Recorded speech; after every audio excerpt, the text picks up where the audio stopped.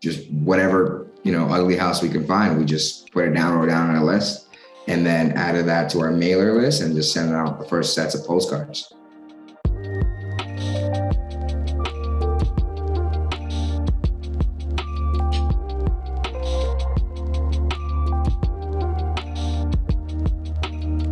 All right, everybody, welcome back to another episode of the Agent Investor Podcast. I'm your host, Tom Caffarella.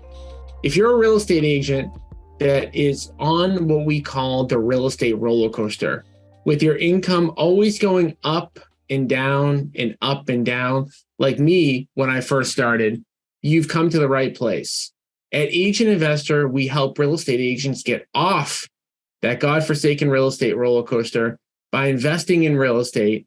And we do so by bringing on guests like our guests today, Leo and Brianna.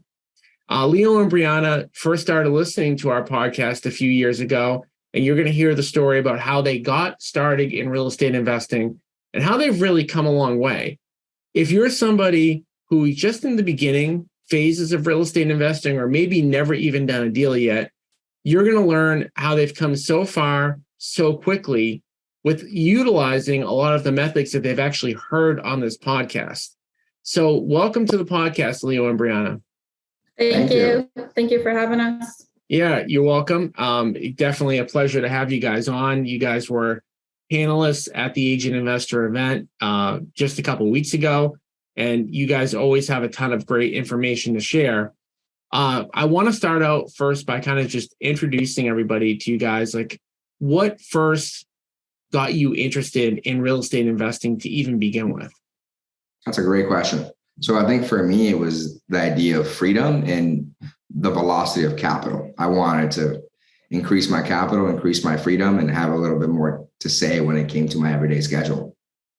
So when you say freedom, what were you experiencing at that time that said, I want freedom? Because typically when people want freedom, it's because they don't feel like they have it then. Like, what was the actual thing going on in your life where you're like, yeah, I want to be out of this cage right now? Yeah. So I was reacting a lot more than I was taking action. So my day was reactive to whatever my manager's schedule was. I had monthly cadence and deliverables that I had to do on a month-to-month basis. And then my entire life was focused around that schedule. And when I say freedom, I mean ability to say and to follow what I wanted it to do or what I wanted the vision of my life to be. Okay. And so what made you think, though, that real estate investing was the answer? I kind of started listening to podcasts early on when I was a financial analyst, and I kept hearing about, living rent free. And I thought to myself, okay, if I can take off the weight of my rent, if I can, house hack my first 3 family, then I have the freedom to go on to more entrepreneurship tasks. I can go on and, do something and be a little bit more creative, figure out a path where I can either invest or become a realtor or just kind of look at different things. But I knew that I had to stick with the 9-to-5 job until I was able to get away from the rent, right? So that was my step one. Well, and I also should say that Brianna and Leo are a couple, which means that there are 2 people on this podcast. So Brianna, tell us, is it the same? I'm sure it wasn't the same thing for you. And in fact, if I'm correct, while he was having those thoughts, you guys were not yet a couple at that point, right? Correct. Yeah. Okay, so tell us, what was the same kind of thing for you that made you think real estate investing was it, or why did you want to do real estate investing? So my story is completely different than Leo's. We always joke about me being an entrepreneur when I was born. I kind of grew up doing, lemonade stands, and I would go to the golf course and collect golf balls with my father, and we'd clean them up and go sell them, for a lower rate outside of the golf course over at Gannon. And I, worked on my art for a while. I'm an artist, so I was selling, phone cases and things as I got older. And growing up, everyone was watching Nickelodeon. I was watching HGTV. Mm-hmm. And I was, drawing layouts of hotel floors. And, I was always fascinated by real estate. And I always knew that was the path I was going to take from an early age. my parents, wanted me to go to college, and that was something they thought, very highly of. And so my plan was to study architecture because it completely coincided with flipping houses. So that was always my plan, even while I was in college. I didn't do, all the extracurricular stuff to work on a resume because I never had the intention of needing a resume. I always knew I was going to work for myself. I wasn't sure exactly how I was going to get here, but I knew I was going to figure it out because working for someone else my whole life just didn't feel like was a path I wanted to take. She's definitely the cool one. She's for sure the cool one. Yeah, I would say just, out of the thousands of people that I've either mentored or coached or come through the brokerage or whatever, that's actually more uncommon. I'd say more Leo's story is like much more common, where it's like, you didn't think you were an entrepreneur, you didn't think you wanted to work for yourself, and then something happened that made you. So that's kind of interesting. That's definitely more rare to just, want to be an entrepreneur kind of like right out of the gate. So you both had the motivation, you both know you wanted to invest in real estate in some way. And then was your first deal that you ever did together? Yeah. Yes. Yeah, it was the first deal. It was the first, even like just like the first thought was together. It was never like, oh, hey, we should, and I had no other experience prior to. I was an agent before and I've sold 2 or 3 houses, but our first house we ever bought together, we ever did, it was together. Yeah. And now, again, just because I know you guys and I know the story, but I want to retell it. At the point that you guys decided to do your first deal together, it was just business, right? There was no, like, you guys. Just business. Right. We were friends. So a little history. We met in 6th grade. So we've known each other for quite a long time.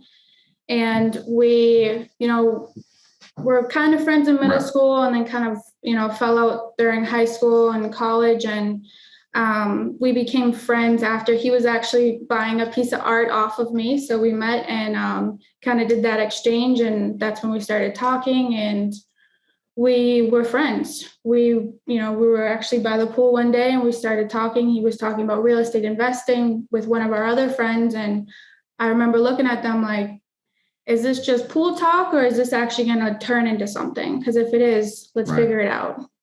Well, knowing people like how I know them, like the first attempt probably for him to form the relationship with you was pretending like you liked art. And then that obviously didn't work. So he said, okay, now I'm going to try real estate. And so it seems like that avenue worked out pretty well. Right. So now you guys, obviously you started talking, you heard him talking about real estate. You guys started about talking about real estate together. How did it then become like, let's do this together? Yeah. From there on out, I was still working a 9 to 5. I was trying to be an agent on the side. I was working crazy hours. I want to preface this with saying that COVID was a really traumatic and tragic thing for the nation. But for us, it was like a moment of pause in society that allowed us to focus and hone on in our business, right? So when COVID hit, it was the moment everything kind of paused. And Brianna looked at ourselves and we're like, dude, like, this is the most opportune time to start Eclipse Homes, right? If we don't do it now, I don't think we'll ever have this opportunity again. I was working from home at the time. Brianna just became unemployed. Yeah, before I was waitressing and I was doing a little bit of architecture and art on the side. And I was saving up to flip houses. And when the pandemic hit, I stopped working. My dad was high risk. It just wasn't an option. I stopped working. I was at home and I was like, okay, it's now or never. I'm never going to have this much time. Then we pulled all our money together into a business account. We hired an attorney, draw up some agreements and build our LLC. And from there on out, we're like, okay, we got to find our first property. And we started going out to properties, started looking at different things. And all the numbers we were seeing just didn't make any sense. We were just ran a few numbers. We're like, dude, we got to go off market. So from there on out, we created Eclipse Homes and started direct mail marketing and knocking on doors and cold calling. And the first deal that you guys got that you did together, what was the source of that? Like, how did you meet the seller? How did you come across that lead? Yeah. So that was a postcard. Mhm. And the way that came about was because at the beginning we had so much more time than money. Yes. So we drove around. Made it part of my, I wasn't working a job. So I was like, this is now my job. And Yes. I worked 10 hours a day at it. And part of the time that I spent was driving around. So you were putting the postcard in somebody's mailbox. No, that's how I came up with the list. Oh, sorry. Yeah. But we did do that as well. Yeah. Okay. At the beginning, we did. Well, no, and the reason I asked that is because I see a lot of people, like, we talk about, different ways to get deals. And one of them that we talk about sometimes is door knocking. And a lot of people find it very challenging to do that. And I always say, well, you know what? Like, if you can't knock on a door, put something in their mailbox, put a door hanger on. Like, there's different ways to kind of like go about doing that. And there's nobody that can't, grab a couple hundred door hangers and just walk a neighborhood. Like, anybody can do that. That's not really intrusive, but so you were driving for dollars, looking for what? Just like beat up houses or whatever? Houses. Yeah. Things I've heard either, some indicators that I've heard either on podcasts, things I saw on YouTube, just whatever, ugly house we can find. We just wrote down on a list, and then added that to our mailer list and just sent out the first sets of postcards. So you both said something in different ways that you didn't explicitly say. And I just want, for people that are listening, like, you guys are young, you're having success at a young age, you're doing things that like a lot of people haven't done even much older.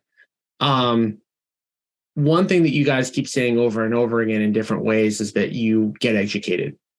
Mm-hmm. And so, like, why have you made a commitment to getting educated, and how has that like helped you guys like move forward? It's a great question.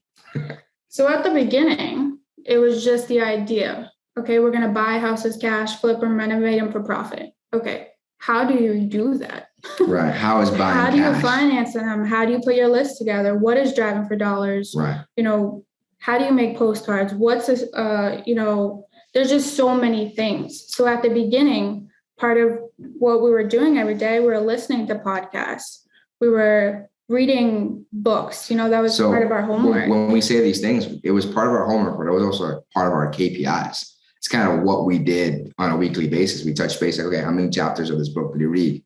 How many podcasts did you listen to this morning? Because remember, we were at different schedules. I was still working my 9 to 5. She was working kind of full time on the business at the time.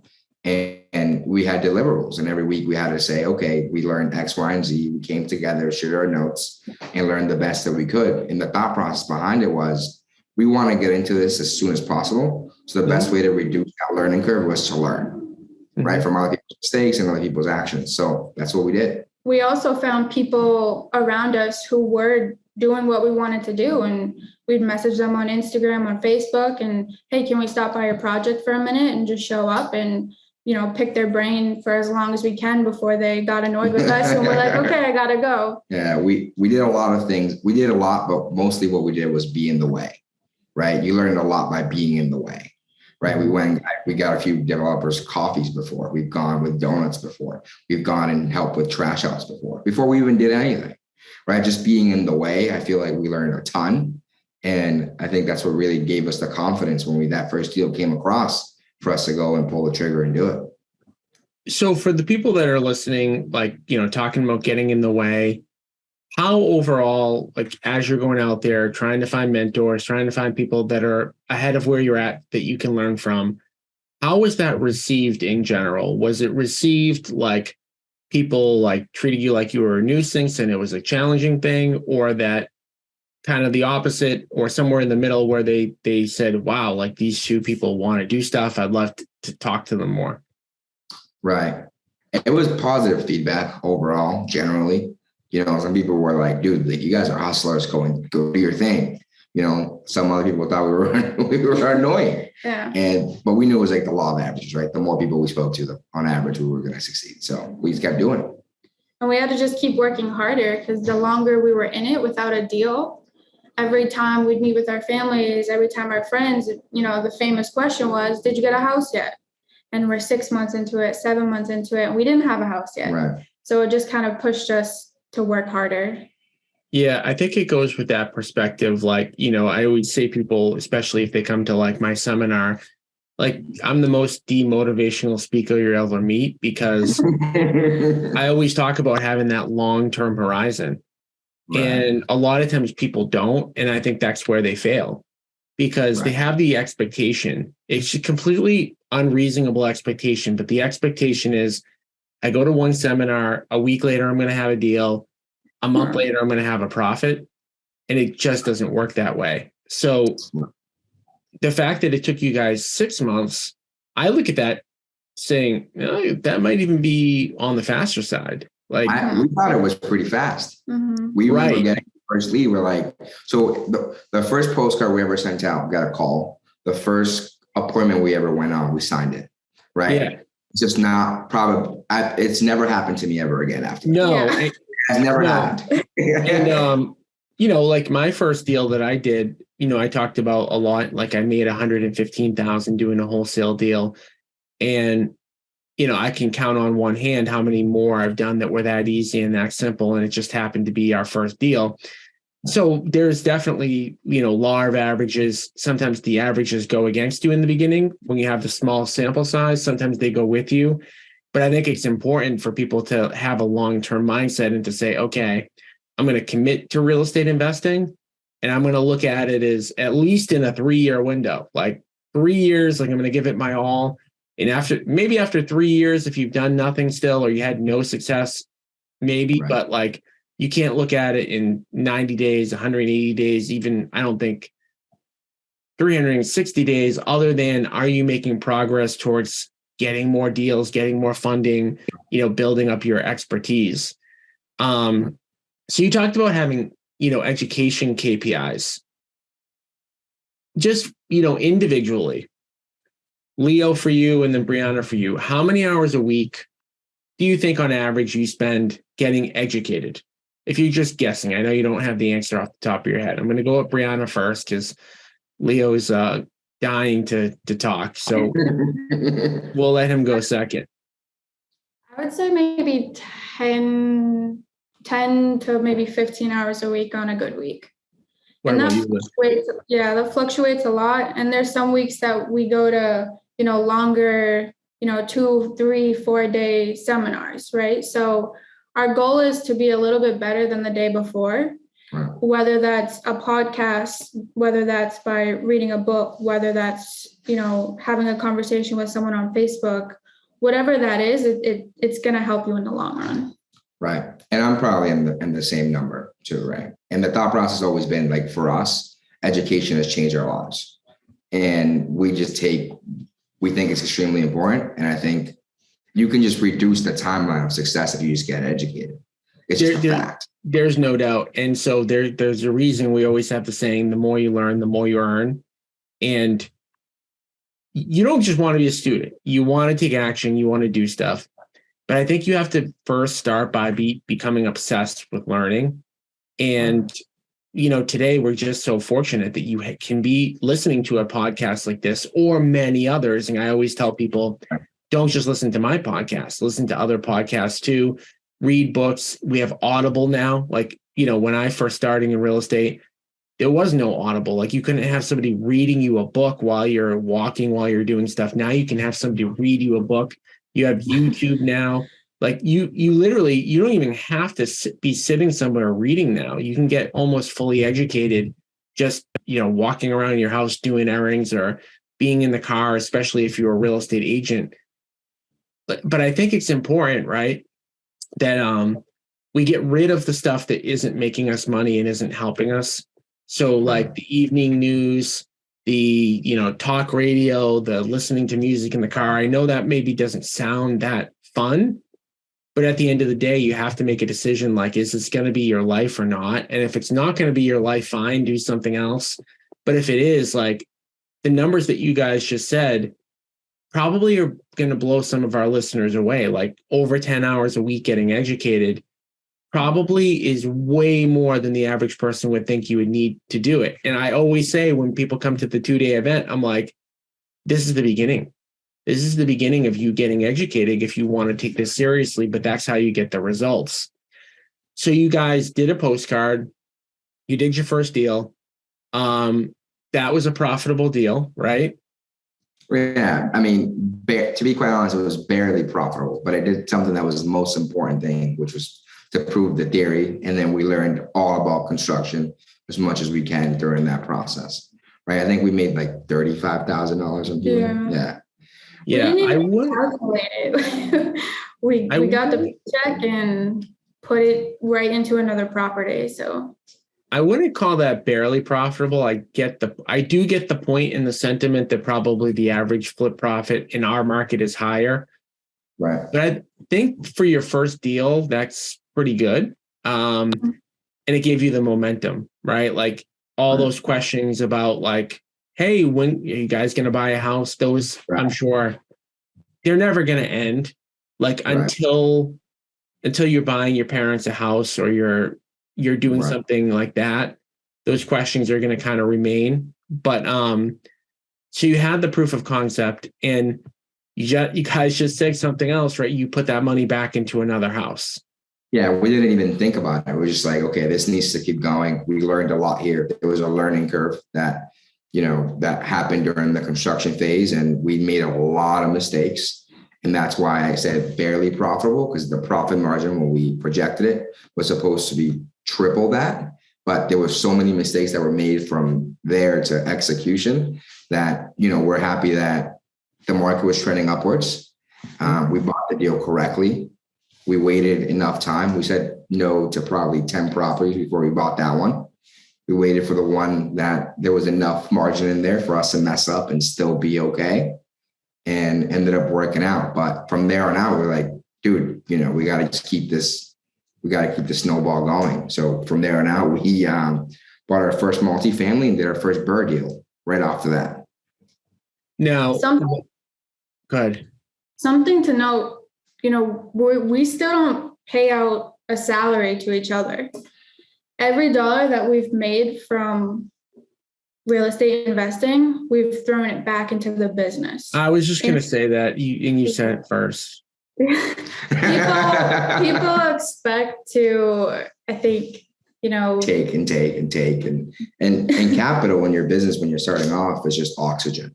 And the more oxygen you take from your business, the more likely it will suffocate down the line. But also, there's no incentive for it to stay there, right?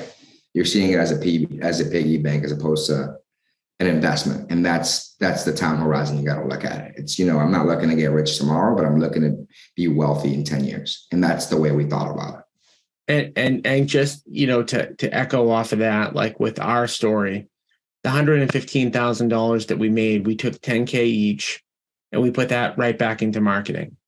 And we continue to do that for years and years and years, which is like, what can we live off of?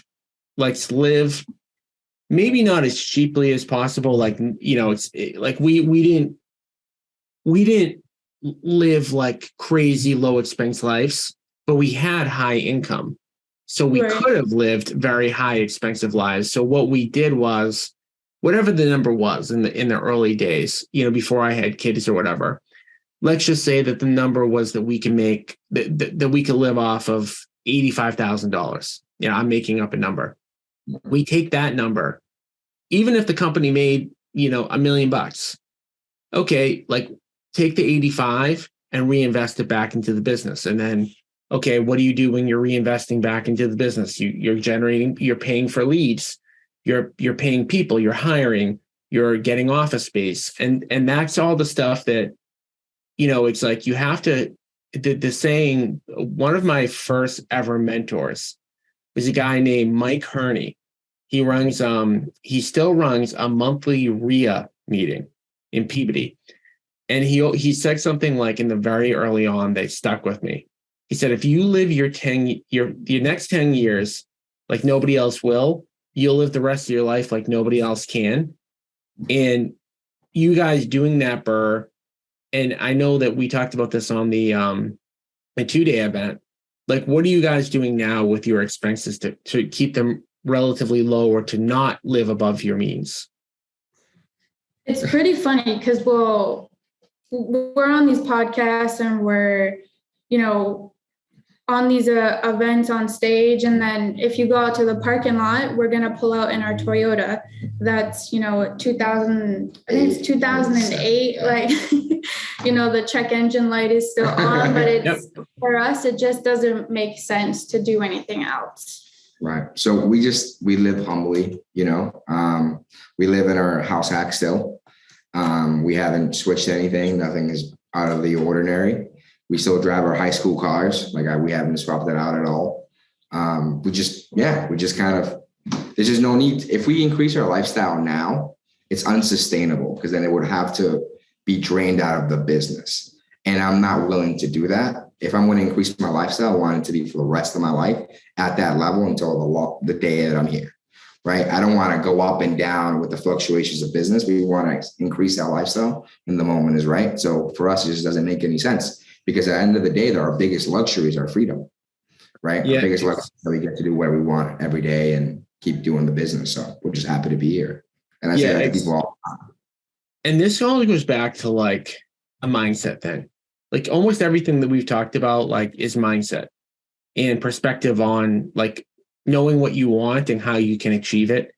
And, again, to echo off your point, because there's so many parallels. Obviously, you guys are more than 15 years, younger than me, or 15, somewhere in that ballpark, right? But I remember when we first started to have success, maybe like in year 3 or year 4, I remember driving around my Nissan Murano with like 100,000 miles on it.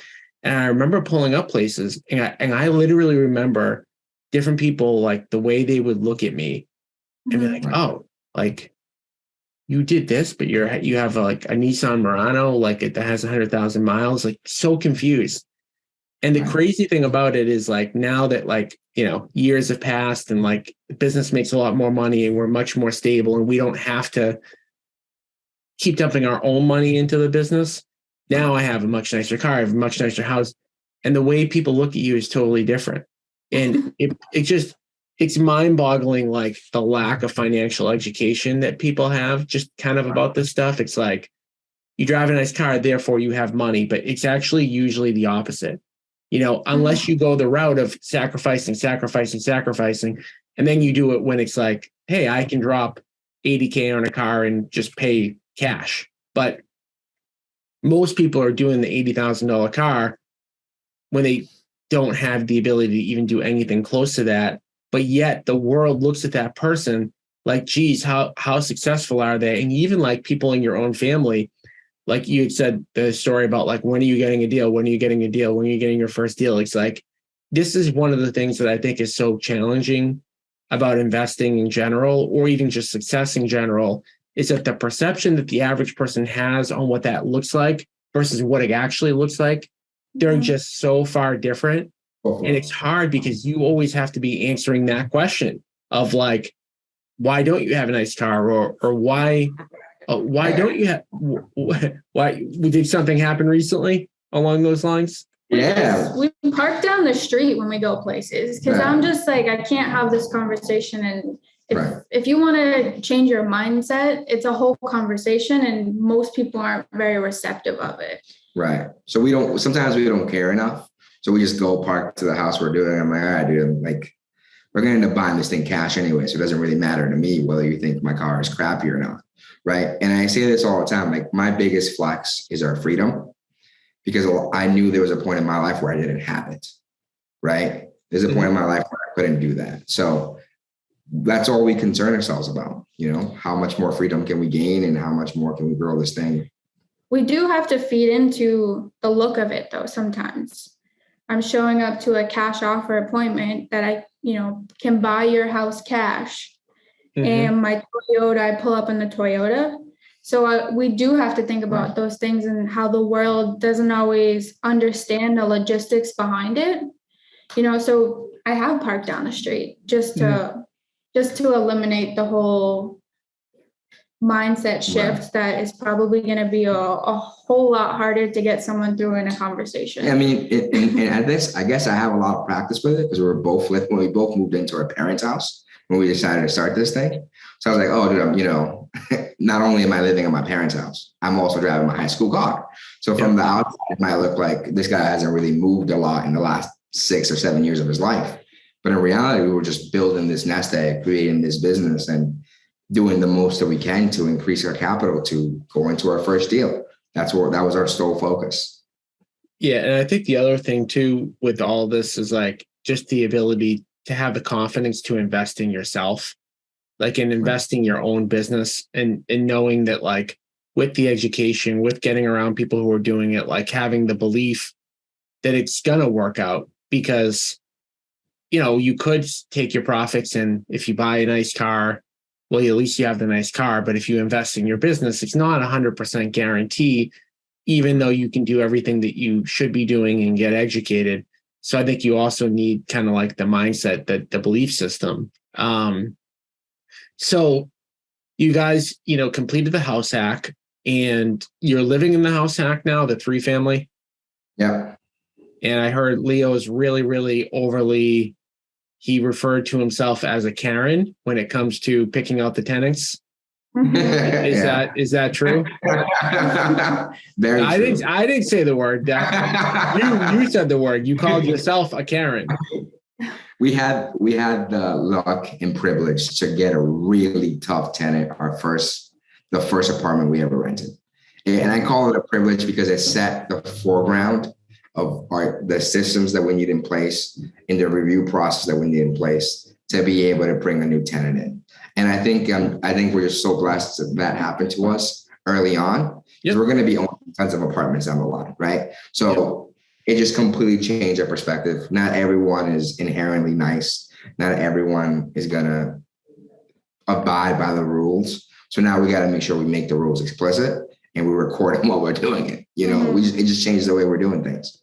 Yeah, I think that just comes with like just the fact that you need to be doing things to get the experience to learn. Right. And of course, like, you want to get educated and be around other people to prevent mistakes. Having said that, you are going to make your own mistakes. It's unavoidable. And as long as you acknowledge it, that like, hey, this isn't a bad thing. This is a lesson that I need to make something better. And that's always going to happen. That's going to happen at every point along what you guys are doing.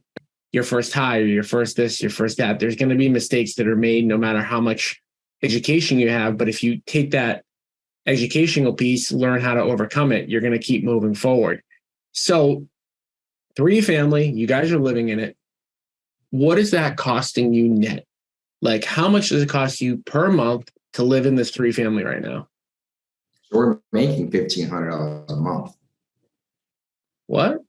Yeah, we're living rent free. We're making $1,500 a month. You're making $18,000 a year by owning a multifamily, right? And this is another thing talking about, this whole theme of everything is just sacrifice, right?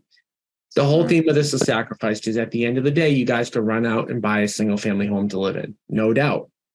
However, by living in this multifamily in one of the 3 units, which is a little bit of an inconvenience, I'm sure there are some days where, well, it might be more of an inconvenience for the tenants that don't want to be around. Yeah, exactly. But for you guys, in all seriousness, there's nobody who wants to live with 2 other groups of people. It's not convenient. Someone's going to play their music loud. Somebody's going to cook something that you don't like. They're going to do something you don't like. They're going to park somewhere you don't want them to park. Like, it's true. All these things happen, right? So it's a sacrifice. You could live in a single family and only have to deal with yourselves, which is obviously better. But you've made the decision to sacrifice and put yourself in a position that when you wake up at the beginning of the year, you're making $18,000 a year guaranteed. Correct. Right. And your cost on a monthly basis to live for housing is 0. So you're plus 18,000. And of course, then you've got the asset kind of working for you, the ability to potentially take equity out of it down the road. The notes getting paid down, you get depreciation on your tax return. and all those other benefits. So, we've talked about, a couple deals that you guys have done, and ultimately, again, the sacrifice that you guys are willing to make and the fact that you're getting educated. Where do you want this to go 5+ years down the road? I think the hard thing is when you realize, okay, if I flip this house, I can make maybe 6 figures, right? You get this big paycheck and there it is. But you have to keep working for that. You've got to go find the next deal. You've got to renovate it. You've got to make sure all the numbers are correct. And you've got to make sure that you sell it and get another one of those checks. And for us, we want to focus on building our portfolio. And, when we can wake up on the first of every month and, there's 10,000, 20,000 being deposited into our account, that's where I would like to be and really focusing on that. Yeah, just finding our path to that in the next 5 years is really our goal. Yeah. And, you said something that like everybody struggles with, which is like when you're in this business and you're finding good deals, you always have like 2 options. Option 1, quick cash, make money, putting in my pocket today. Option 2, hold for the long haul. And option number 2 always makes you way more money in the long run, but in the short run, it doesn't. And that's why, we always like, I preach like, if you're in this business, you're finding off market deals, you have to have a cadence, which is like, I'm going to sell 1 and then keep 1, or whatever the cadence is. It could be sell 1, keep 2. It could be sell 2, keep 1, depending on like your financial position and what you can do. But the more that you can eventually hold on to, the more that it's going to snowball and the better position you're going to be in. But there's the reality and where the expenses matter so much. So if you're plus $1,500 a month, just living where you're living and not having a $5,000 a month mortgage, like you can hold on to more.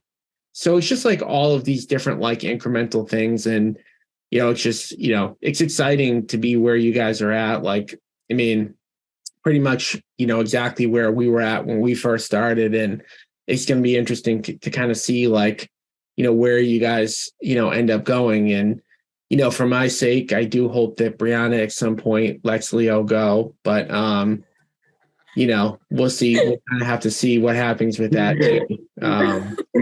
We share apps together now. So now she has to like legally let me go.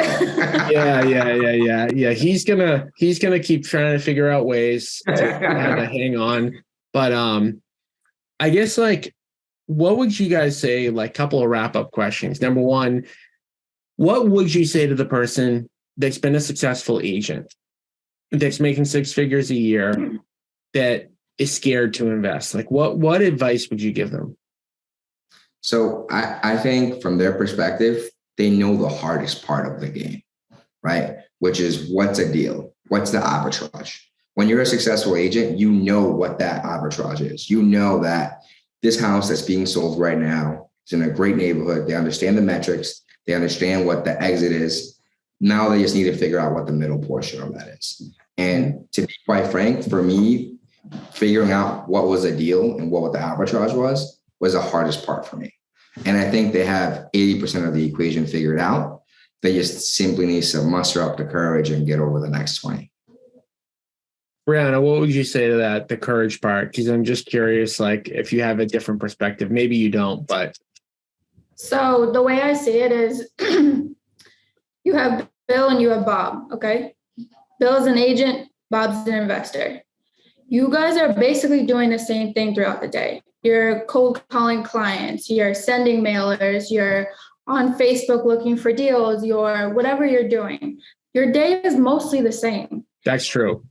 If Bill, the agent, lands a deal and gets that signed listing, okay, he makes maybe 10, 15,000, on a good day. If it lands for Bob could have 150,000. Maybe Bob on a bad day has 60. Yeah. It's just the numbers are there, and if you can't be scared, because scared doesn't make like it's risky, but is it that risky if you know the numbers and you know what you're doing and you're getting educated? It's an educated risk, and it usually pans out. Right. If you're making six figures as an agent, you understand what those risks are. You understand the market and you understand the fluctuations. Yeah. And that goes back to like, there's a lot of books out there that talk about the fact about like thinking big. And like, I think the difference between agent and investor in that component, like you're saying, is like, there's just like another zero at the end. Mm-hmm. So like if things go good, you have that extra zero, but you kind of did mostly the same thing. And, I've read so many books about like, like people, just going slow and steady, and then people going like, much bigger.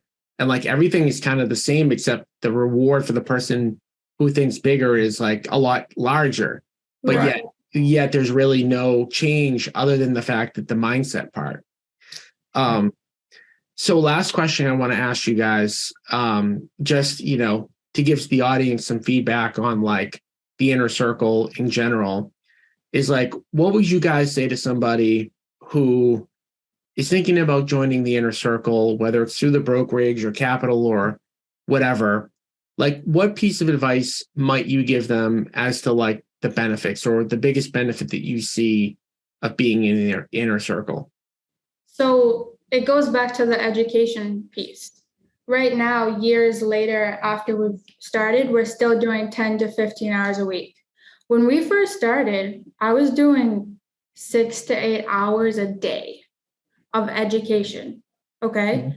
And educating it's everything. Right. And I think when you're in the inner circle, you're around everyone doing things that you either want to do or you have questions about doing, or you can reach out to these people who have already done it and they're going to say, hey, don't do this, but do this. I've already done this.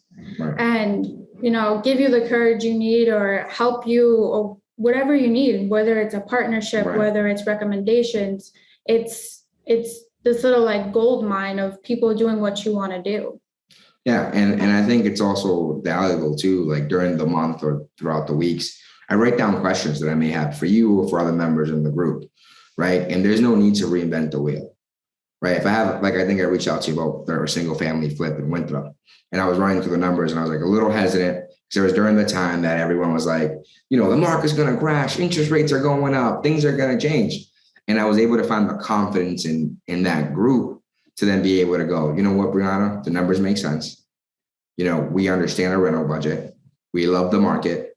I literally, one of our points during that meeting was like, I spoke to Tom during that inner circle meeting. He thinks the underwriting on this is strong. Let's just pull forward. Right. And that led to many other things. So I think having the confidence and to gain the confidence in that group is super important.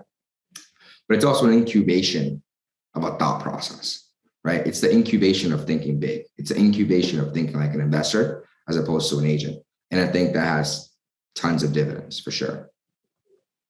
And then how did you guys end up doing on that deal in Winthrop, like roughly? Did it work out well? 200,000 plus. Roughly. We haven't closed on it yet, but we're almost fingers there. crossed. Yeah. Well, if everything went wrong, it would still be a huge profit. Right. But that's what we're talking about, education, right? Like our first flip took us 9 months and we made 30 grand. 2.5 years later, we reduced that timeline in half and quadrupled the profits. Yeah. And that's the power of compounding time and education. Yeah, absolutely. Well, obviously I want to thank you guys for saying that stuff. Your dividend check will be in the mail next week. No, but I do appreciate it. And, I think at the end of the day, like, obviously, if it benefits me from somebody being in the inner circle, but it's a two-way thing, right? Like it's not just that I'm going to get a benefit. It's a win-win if somebody takes advantage of it. For those of you who want to learn more about the inner circle and want to jump on a call with me about what it looks like, you can do that at www.agentinvestorinnercircle.com. Again, that's www.agentinvestorinnercircle.com. And there are both free and paid ways to get into the inner circle. So it doesn't necessarily have to cost you anything to get in. So we have, a variety of different options, but I want to thank you guys for jumping on. And, obviously we'll continue, the discussion, and I'm looking forward to seeing where you guys are at in the next few years. Awesome. Thank you. Thank you so much, Tom. All right, guys. And we'll be back again next week with another edition of the Agent Investor Podcast. If there's one thing that, was the big takeaway for me with what they're saying is get educated. Take the time to listen to the podcast. Don't just listen to one episode. Listen to a ton of the episodes. And don't just listen to my podcast. Listen to a bunch of other podcasts. So we'll look forward to, offering another episode out next week, and we'll see you guys next week. Remember, sales will make you a living. Investing will make you wealthy.